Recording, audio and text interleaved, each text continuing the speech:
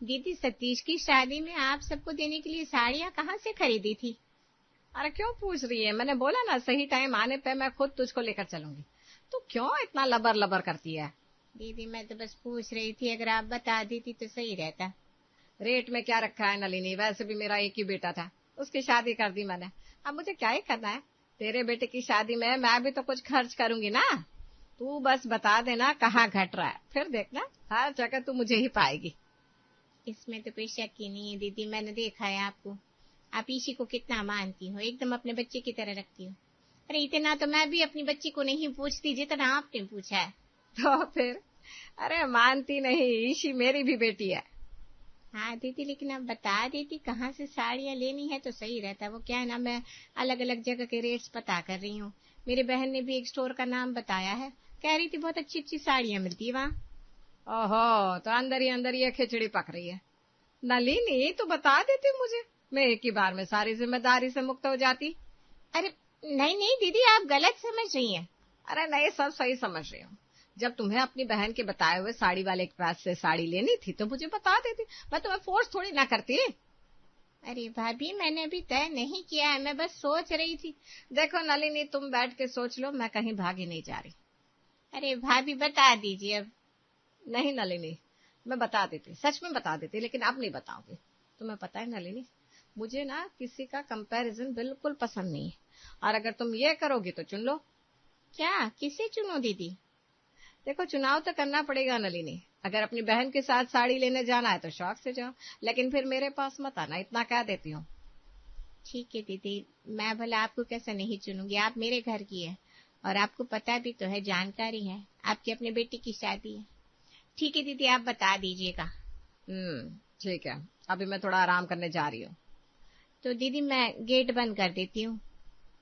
दीदी के नखरे तो देखो, जैसे माउंट आबू की ऊंचाई। बाप रे, कैसे ये शादी बीतेगी भगवान ही मालिक है। शादी को अब 4-5 दिन ही बचे थे। नलिनी सुषमा के घर आती है। गोलू, ए गोलू, कहाँ है? जरा इधर तो आ। हाँ बड़ी माँ, आइए आइए। अरे मैं तो आ गई, वरना तुम लोगों का तो ध्यान ही नहीं था कि घर में कोई बड़ा भी है। शादी के लिए उनसे भी कोई राय लेनी चाहिए, क्यों? अरे नहीं नहीं बड़ी माँ, मम्मी तो रोज आपको याद करती है। और तू नहीं करता? ये बता, तेरे घर में पैर वैर छूने का रिवाज है कि नहीं? बड़ी माँ कर रहा है, और पैर तो छोड़ो, नमस्ते हाय हेलो कुछ नहीं। अरे प्रणाम बड़ी माँ, वो आपने एकदम से बुला लिया ना तो समझ में नहीं आया कुछ। समझ में नहीं आया, सब पता है मुझे। गर्लफ्रेंड की माँ के पैरों को धो के पी जाओगे हैं, लेकिन बड़ी माँ के पैर थोड़ी ना छुओगे। ये बता, तेरी माँ कहाँ है? बड़ी माँ, मम्मी तो भी नहीं है, पता नहीं कहाँ चली गई। आप ऐसा करो ना, एक बार रूम में जाकर देख लो, अंदर ही मिल जाएगी आपको। अंदर तो मिल ही जाएगी, तुझसे पूछा इसीलिए था कि यहाँ बुला कर ले आओ उसे। तुम लोग बिना किसी लायक नहीं हो, और मेरी तो कोई इज्जत ही नहीं है इस घर में। ऐसा लगता है जैसे कोई पड़ोसन हूं मैं। अरे नलिनी, कहाँ है भाई? तू कहाँ छुपी बैठी है? अरे दीदी आप आइए आइए। अरे भाई, बेटी की शादी है 4-5 दिन में, तुझे कोई चिंता विंता है कि नहीं?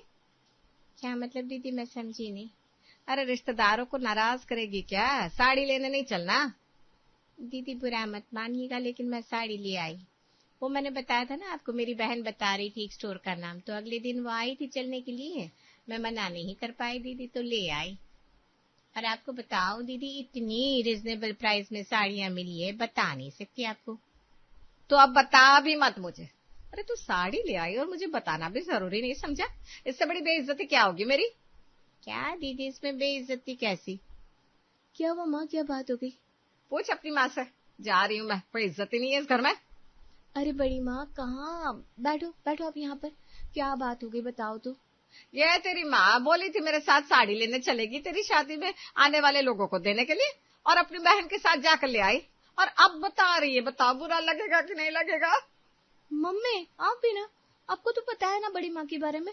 क्या क्या पता है? हाँ, कुछ नहीं बड़ी माँ, अच्छा छोड़िए, जो हो गया सो हो गया। अब आप यहीं रुकिए, शादी में खूब एंजॉय करेंगे, साथ में धमाल मचा देंगे। मैं तो आपके साथ डांस करने के लिए बहुत एक्साइटेड हूँ। पगली, चलो किसी को तो मेरी वैल्यू है, सिर्फ तेरे कहने पर रुक रही हूँ मैं। हाँ, शादी की तैयारियां हो रही है, रात में डांस होता है। अरे इसी गाना लगा, अब जरा डांस वांस भी करो सारे। वाह बड़ी माँ, ये हुई ना बात। एक आप ही तो हो जिसकी वजह से समा बंधा है। रुकिए अभी गाना लगाती हूँ मैं। गाना लगता है, ऐसे भी डांस करते हैं। तभी ईशी की मौसी नंदिता उसे पकड़कर कहती है, अरे ईशी, आ मौसी के साथ डांस कर, वैसे भी गुड़िया मेरी कुछ दिन में चली जाएगी। ऐसा कर बेटा जैसे माँ कर रही है। क्या मौसी, आप भी ना, मस्त सब लोग एंजॉय कर रहे हैं और आप है कि संजी हो रही है। ऐसा ही होता है बेटा, बेटियों की शादी में कभी भी आंसू आ जाते हैं। अब नो मोर आंसू, ओनली डांस। डांस करिए ना, ये। ईशी ने कहा था मेरे साथ डांस करेगी, तो ये तो इस आटे की बोरी के साथ डांस करने लगी। सच में किसी को मेरी कोई परवाह नहीं है, मुझे यहाँ आना ही नहीं चाहिए था। सब खाना खा रहे थे, लेकिन सुषमा खाना नहीं खाती। वो एक कोने में मुंह बनाकर बैठी हुई थी। तब नितिन की उस पर नजर पड़ती है। भाभी आप यहाँ क्यों बैठी है, आप खाना नहीं खा रही? 5 दिन खाना नहीं खाऊंगी तो मर थोड़ी ना जाऊंगी। नहीं खाना मुझे। बड़ा आया पूछने वाला। अरे किसी ने खाना दिया कि मैं खाना खाऊं? क्या भाभी, आप भी बुफे सिस्टम है, निकालिए और खाइए। आप तो जानते ना शादी के घर में इतना ध्यान नहीं होता है। अरे चल चल, मुझे मत बता, मैंने भी सतीश की शादी की है, सबके हाथ में खाने की थाली पहुंचाई है मैंने। तुम लोगों को क्या पता, तुम जैसी लोग। भाभी आप भी नाचे, ठीक है आप यहीं बैठिए, मैं आपके लिए लेकर आता हूँ खाना। नहीं नहीं, क्यों तकलीफ ले रहा है? मैं कह रही हूँ ना, मर नहीं जाऊंगी मैं, बस थोड़ा वजन कम होगा और क्या। बस ना भाभी, ला रहा हूँ ना मैं। आपके लिए पान का भी बंदोबस्त किया है मैंने, खास आपके लिए। चलो कुछ तो कर रहे हो तुम मेरे लिए, वरना अब तो मुझे कोई उम्मीद ही नहीं थी। अरे नलिनी, ये देख, मैं ईशु के लिए इतना सुंदर हार लाई हूँ, जरा देख तो। दिखा दीदी। अरे वाह, सच में बहुत खूबसूरत है। बहुत महंगा है, और हो भी क्यों ना, मेरी भांजी की शादी है, लाखों में एक है, बढ़िया हार तो लाऊंगी मैं। तेरे घर में है ही कौन जो ये सब दे तेरी बेटी को? बात तो सही कह दी दीदी। अरे क्या सही कह दी है? कोई भी बाहर का तुम्हारे घर के बारे में ऐसे बोलेगा और तुम हार देखकर अपने कान बंद कर लोगी? अरे आत्मसम्मान नाम की चीज है कि नहीं तुम्हारे अंदर? नहीं नहीं दीदी, नंदिता दीदी का मतलब ये नहीं था। अरे नलिनी, क्या हुआ, बोलने देना। अब इतना सुंदर हार लाई हूँ और तो कोई लाया नहीं, तो लोग थोड़े तो जलेंगे बुनेंगे ना। दीदी मरवाओगी क्या? दीदी का तो फिर भी ठीक है, लेकिन अपने घर के बारे में इसी के पापा ही कुछ नहीं सुनेंगे। अगर आप चुप नहीं हुई तो मैं चाह कर भी कुछ नहीं कर पाऊंगी, इसलिए प्लीज अब बस करो। क्या खुसर पुसर कर रही हो? जोर से बोलो, हम भी सुने क्या बुराई चल रही है। क्या दीदी, ये मेरा भी तो घर है ना, मैं क्यों अपने ही घर की बुराई करूंगी? और वो बहन है, इस घर की दुश्मन थोड़ी ना है। आप ज्यादा सोचा मत कीजिए। देखो जरा कैसे अपनी बहन के लिए मुझसे लड़ रही है। अरे ऐसा क्या बोल दिया मैंने कि इस तरह से आज तेरी जबान चलने लगी? बहन को बुला जाएगा तो अच्छे अच्छे गूंगे भी बोलने लगते हैं। वो तो अच्छी खासी बहन है मेरी, मेरे पे आज भी आई ना तो सबके छक्के छुड़ा देगी। क्या बात है साली साहिबा, भाभी से कोई दिक्कत हो गई है क्या? कोई भूल हो गई उनसे? बहुत खफा खफा नजर आ रही है। मैं क्यों खफाऊंगी? आपकी भाभी जान को ही मुझसे दिक्कत है। वो चाहती है कि नलिनी उनके साथ ही साड़ी खरीदे, उनसे ही सब कुछ पूछे। उनका डायरेक्ट कंपटीशन मुझसे ही तो होता है। अरे जाओ जाओ, कंपटीशन कंपटीशन जैसा मुंह भी तो होना चाहिए। देखा जीजा, अब तो मुंह पर बात आ गई, कहाँ तक कोई चुप रहेगा? कभी ना कभी तो बोलेंगे ही हम भी। अब बोल दो तो फिर लोग बुरा मान जाते हैं, यही है। अच्छा अच्छा, अब बस करिए, आप लोग बच्चों की तरह लड़ने लगती है। अरे बच्चों भी आप लोगों से बड़ों जैसा बर्ताव करते हैं। नलिनी सुनो जरा, मुझे बारात के लिए एक बढ़िया साड़ी चाहिए, कुछ ऐसा जो सबकी नजरें खींच ले। हाँ हाँ बिल्कुल, मेरे पास एक बहुत अच्छी साड़ी है, बस 2 मिनट रुकिए, मैं अभी लेकर आती हूँ। हाँ भाभी, अब तो बारात का दिन पास में आ गया है, तैयारी पूरी होनी चाहिए। इसीलिए तो कह रही हूँ, मैं कोई साधारण साड़ी पहनकर नहीं जाऊंगी। नलिनी अलमारी से साड़ी निकाल कर लाती है। लीजिए, ये देखिए, प्योर सिल्क की है, सुनहरे बॉर्डर के साथ। इस पर ना हाथ से किया हुआ काम है, बारात में बहुत जचेगी। कलर तो ठीक है, लेकिन मुझे लगता है कुछ ज्यादा हैवी होना चाहिए। अरे आप पहन कर देखिए तो यकीन मानिए, सबकी नजर आप पर ही रहेगी। इसमें इतनी बारीक कढ़ाई है, सब देखते रह जाएंगे दीदी। नहीं नलिनी, मेरा मन नहीं भर रहा, मुझे कुछ और ग्रैंड चाहिए, थोड़ा ज्यादा चमक दमक वाला। लेकिन ये तो हमारी फैमिली की सबसे महंगी साड़ियों में से है, पर आपकी रंग रूप पर ये बहुत फबेगी। अरे मुझे पता है, लेकिन पता नहीं क्यों मन नहीं मान रहा। भाभी अगर आपको ये पसंद नहीं आ रही तो परेशान मत होइए, आप मेरे साथ चलिए, मैं आपको शहर की सबसे बढ़िया साड़ी दिलवाऊंगा। सच नितिन, तुम मुझे ले चलोगे? इतना कब से ध्यान देने लगे मुझ पर? लगता है मेरे बोलने का असर है। वैसे सच सच बताओ, लेकर चलोगे या सिर्फ बोल रहे हो? अरे भाभी, वादा है मेरा, आप जितनी चाहे साड़ियाँ देखना, जो पसंद आए वो लेना। अच्छा ठीक है, जाओ दोनों, लेकिन वापस आकर मुझे दिखाना जरूर कि आपने क्या चुना। अरे जरूर दिखाऊंगी। वैसे नलिनी, तुम बुरा तो नहीं मान रही कि मैंने तुम्हारी साड़ी नहीं ली? अरे नहीं नहीं, आप ऐसा क्यों सोच रही हैं? मुझे तो खुशी है कि आपको अपने मन की चीज मिले। आखिर बारात का दिन है, आपका मन भी तो खुश होना चाहिए ना। बस भाभी, अब ये सोच लीजिए कि हम दोनों मॉल में जा रहे हैं और वहाँ की सबसे महंगी शॉप में घुसेंगे। वाह, मजा आ जाएगा। वैसे नितिन, तुम ना बड़े समझदार हो। अच्छा, साड़ी का सही चुनाव करना आता है ना तुमको? भाभी, आप भूल रही है, मैं बहनों का भाई हूँ, माँ का बेटा हूँ। घर की औरतों के साथ खरीदारी में बचपन से ट्रेनिंग ली है। हाँ, ये सही कह रहे हैं। नितिन जी को कलर कॉम्बिनेशन और फैब्रिक की अच्छी नॉलेज है। अच्छा, तो फिर मैं निश्चिंत हूँ। चलो नितिन, समय बर्बाद मत करो। वैसे भी शादी का घर है, बहुत काम है, फिर मुझे पार्लर पे जाना है। बस 5 मिनट पे तैयार हो जाइए, फिर निकलते हैं। और सुनिए, ज्यादा महंगा मत ले आइए, शादी का सीजन है, दुकान वाले बहुत लूटते हैं। क्यों ना लूं महंगा? और इसी मेरी भी तो कुछ लगती है कि नहीं? हम तो सबसे महंगी वाली साड़ी लेंगे भाई। हाँ, और मैं भी भाभी के साथ हूँ, रेट गए तो मैं जवाब दे दूंगा। ठीक है, तो जाओ और अपने लिए एकदम रानी जैसी साड़ी लेकर आओ। जी, रानी जैसी साड़ी लाएंगे देवरानी जी। आपको कुछ चाहिए तो बताइए रानी साहबा। दीदी, आप तो मजाक बना रही हो। जाइए जाइए आप। जा रही हूँ भाई। घर का हॉल, सब लोग शादी की शगुन की बातें कर रहे थे तब। नितिन, जरा इधर आना। हाँ भाभी, कहिए क्या हुआ? ये देखो नितिन, सबके सामने बोल नहीं रही हूँ, लेकिन अंदर से मेरा मन बहुत दुखी है। क्यों भाभी? तुमने देखा ना, नंदिता को कितना सारा शगुन मिला और मुझे बस इतना सा। मैं घर की बड़ी हूँ तो मुझे ज्यादा मिलना चाहिए ना। अरे भाभी, ऐसी बातें मत सोचो, सबको बराबर ही मिला है, अब गलत मत समझिए। बस बस, मुझे बहलाने की कोशिश मत करो। मैंने अपनी आंखों से गिना है, उसके लिफाफे में हजारों ज्यादा थे, और अगर बराबर भी दिए होते ना तो मैं बड़ी हूँ, मुझे ज्यादा देना चाहिए। इतना मान तो रख ही लेते, लेकिन नहीं, बेइज्जती कर दी मेरी।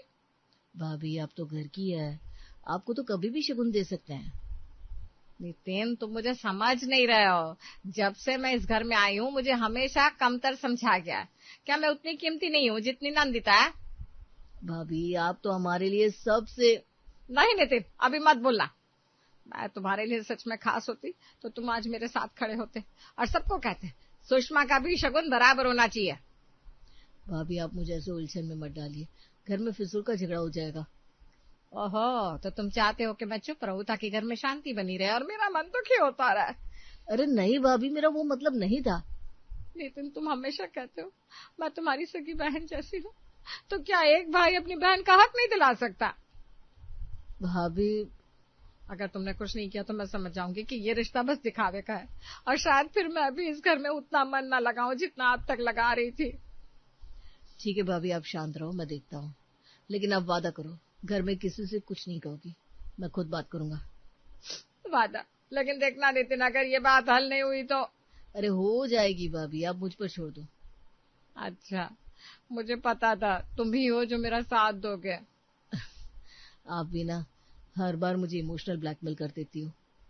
तो फिर जल्दी करो ना, ताकि अगली बार मुझे भी वैसा ही शगुन मिले जैसा नंदिता को मिला है। नितिन, देखो ना, कोई मुझे स्टेज पर बुलाने भी नहीं आया। अरे भाभी, सब लोग इधर उधर व्यस्त हैं, आप चाहे तो खुद भी चली जाइए।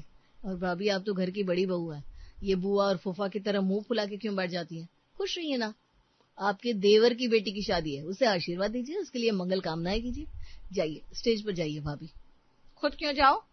क्या मैं कोई मेहमान हूँ? घर की बहू हूँ मैं, मुझे तो सम्मान से बुलाना चाहिए था। भाभी, शायद सबको लगा कि आप पहले से जानती होंगी कि आपको आना है। नंदिता को 4 लोग आकर बुला गए और मुझे किसी ने नहीं पूछा, यह फर्क क्यों? अरे भाभी, अब छोटी छोटी बातें दिल पर मत लीजिए ना। दिल पर कैसे ना लूं नितिन, लोग देख रहे हैं, सोचेंगे मुझे यहाँ कोई अहमियत ही नहीं है। अच्छा चलिए, मैं आपको लेकर चलता हूँ। अरे अब जाने का क्या फायदा, सबने देख लिया कि मुझे बुलाया नहीं गया, मेरी इज्जत तो वैसे ही कम हो गई। भाभी, आप तो ऐसे नाराज हो रही है जैसे बारात में आपको जयमाला पहनानी थी। हाँ तो क्या गलत कह रही हूँ? कम से कम स्टेज पर खड़े होने का तो हक है ना मेरा। ठीक है, चलिए, मैं अभी आपको स्टेज पर ले जाता हूँ और सबको बता देता हूँ कि मेरी भाभी के बिना जयमाला अधूरी है। अच्छा, लेकिन याद रखना मैं इस बात को भूलूंगी नहीं। विदाई का माहौल, सबकी आंखों में आंसू। ईशी आगे बढ़कर सुषमा के पास आती है। पायला को बुआ जी। अरे मैं बुआ नहीं हूँ तेरी, मैं तेरी ताई हूँ। नहीं नहीं, मेरे लिए तो आप बुआ ही हो। अरे पर मैं तेरी ताई हूँ। हाँ पता है, बस मुंह से निकल गया। क्या करूं, आपने पूरी शादी में बुआ का रोल निभाया है ना। शादी में बुआ की कमी आप ही ने तो पूरी की थी, इसलिए मेरे दिल में आप बुआ ही हैं। अच्छा, ताई से मजाक करती है। विदाई है तेरी, नहीं तो अब भी बताती तुझे। अरे भाभी देखो तो, ये तो आपकी तारीफ कर रही है। शादी में आपने जो प्यार और जिम्मेदारी निभाई उसी के लिए तो कह रही है।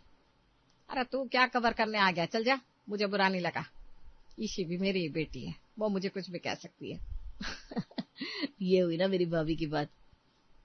ताई सच में आपके बिना शादी का मजा आधा रह जाता। अच्छा ठीक है, खुश रहना बेटा। यही तो चाहिए। चलिए भाभी, अब ईशी को हंसते हुए विदा कीजिए।